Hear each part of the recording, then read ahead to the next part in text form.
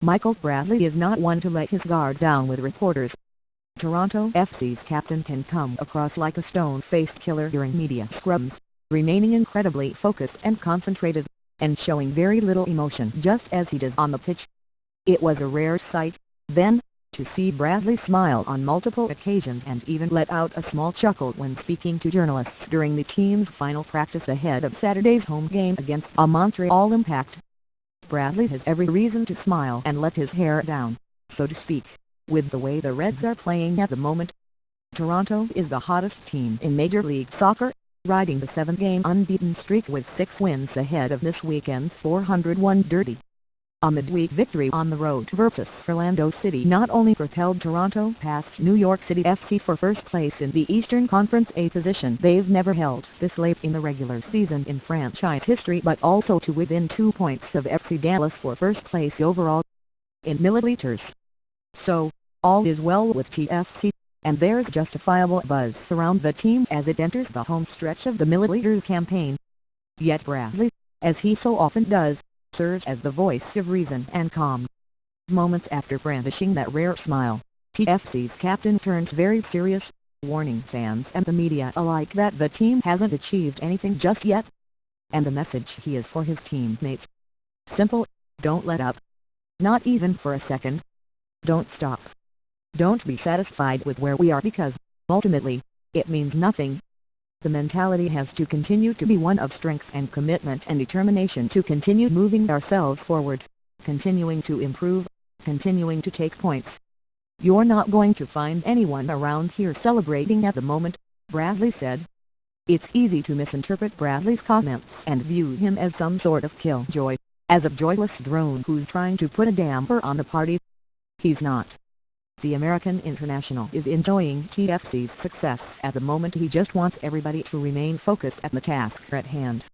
It's important understanding that nobody is satisfied. We want more, Bradley offered. TFC's captain said that he and his teammates took about 5 minutes to celebrate their win in Orlando on Wednesday before starting to talk and plan for Saturday's Derby. I think it sets up in a great way. We've been away from home for a few weeks now.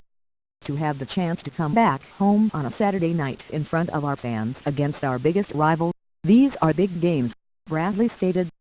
Saturday's contest is just as important for Montreal as it is for Toronto. The Impact at 5th in the East, 5 points back of TFC, and are winless in their last 3 games. They've conceded 7 goals during this run, which included an embarrassing 3-0 loss to the Chicago Fire. It was the Illinois club's first road win in milliliters since 2014. With just 4 points earned so far in the month of August, Montreal badly needs the result on Saturday in order to gain some momentum as it enters the business end of the regular season and as the playoff race in the East heats up. They're a dangerous team, regardless of recent outcomes, TFC coach Greg Vanney warned. They can hurt you in a number of ways. So for us, we have to play within our identity.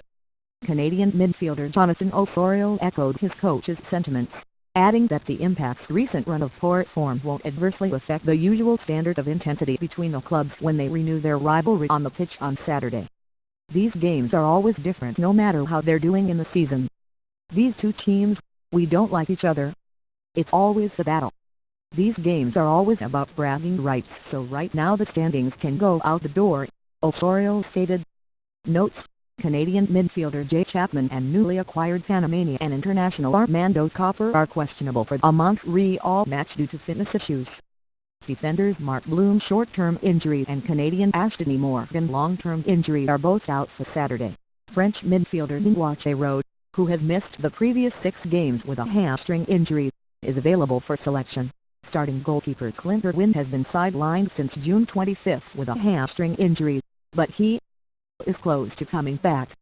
Irwin has been sent on loan to TFC, to the club's farm team in the 3rd-tier USL, on a conditioning stint and to get some playing time. The Reds can recall him from the loan at any time, and he'll likely start in Toronto FC's next game, on September 10 away to the Chicago Fire.